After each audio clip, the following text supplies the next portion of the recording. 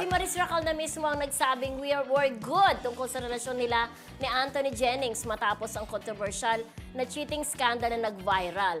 Si John Villanueva, ex ng aktor, ang unang nagbukas ng issue pero mukhang nakatagal ang Maton Love Team dahil ang ingay nila ngayon sa incognito. Sa interview kay Maris, tinanong ito kung may galit pa ba siya kay Anthony after ng lahat. Syempre, super chill lang si Maris at sinabing wala.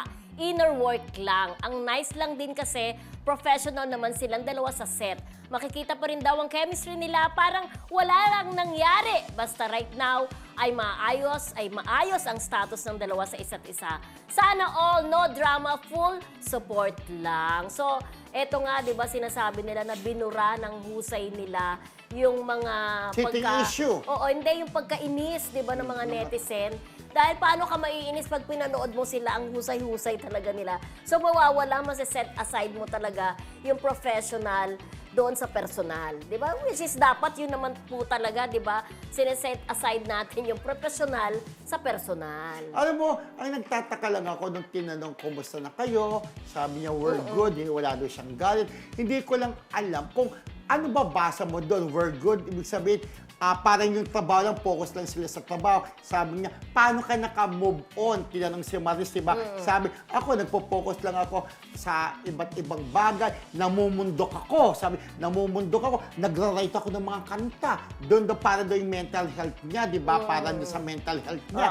Pero, ang di ko na maintindihan, ano ba yung pag-move on? Yung bang, hiwalay na ba sila? Dahil nga, after ng ibulgar ni, ano yung jowa niya? Ni Parang feeling ko, hindi na kailangan mag-usap, matik na yung nag-end. Nag-end no? Parang feeling ko kasi ba't yan nag-move on? Sabi na, mundok siya. Kasi diba? lalo silang mababash kung ipagpapatuloy nila, di ba? Yung relasyon.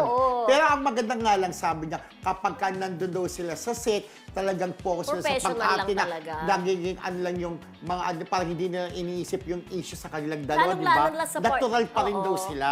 Lalong-lalo na sa part ni Anthony Jennings, kailangan niya itong trabaho to. Alam naman natin na breadwinner siya.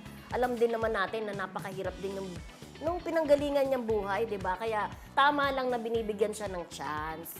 Pero yun nga, ang maganda dyan sa kabilangan ng cheating issue na binulgar ng dating jowa nito ni Anthony, tanggap pa rin sila ng mga tao, di ba? Yes. Lalo yung acting portion nila dito sa incognito, lalo na si Maris, ang galing-galing niya, di ba? Tumatakbo siyang nakabrat panty lang, di ba? Kaya mo naman din yun. Kaya ko naman ako, kahit total, wala, di ba?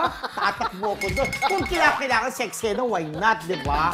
Pero kung ganyan si Maris, kung sasabihin siya, kailangan nakabrat panty, susundin ko yung director. Naging tatay ako ni Isabel Granada kasi magkamukha ang pilik mata, di ba?